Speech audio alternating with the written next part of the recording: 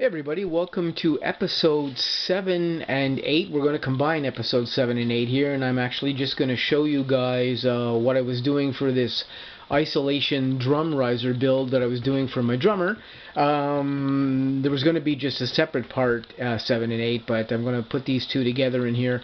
And in this episode, I'm just going to show you the feet that I built for the riser. These are actually the feet, so it's just a piece of 2x3 that has got 4 screws mounted in it, and the 1/2-inch bolt is inserted into the 2x3 all the way through it. So it comes out the other side. And what I did is, when I put these together, I did actually drill it so that the bolt itself is actually threaded right through the 2x3 as well.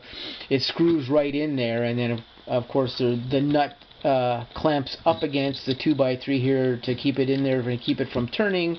And this little round part of the carriage bolt is what actually sits on the foam riser foot, which is the foam riser foot that I made. There's 5 of these, so this is the front one, and there's the 4 other ones, including the center one. There are 6 layers of that neoprene gym mat foam on this riser, and what's actually happening is that the actual foot here sits just like that in the middle on the riser, just like this. Of course, one thing that actually goes in the middle here as well too is that we have a little tennis ball. Now, you would ask the question, we're not going to be using any tennis balls when doing this, but a cut-in-half tennis ball is actually perfect for this carriage bolt to sit on. It gives it a nice soft thing for it to sit in here, so that the carriage bolt won't actually dig into the foam. And surprisingly, the tennis ball is really tough, so it's going to be sitting in there, in that tennis ball, kind of just like that. And there will be a tennis ball on all 5 contact points once the drum riser is sitting on the floor. And like you'll see in a video that comes after this, when I actually am sitting the drum riser on these foam pads, if you put like 180 pounds of weight on here, like I can walk around on the drum riser, and these foam pads compress almost not at all.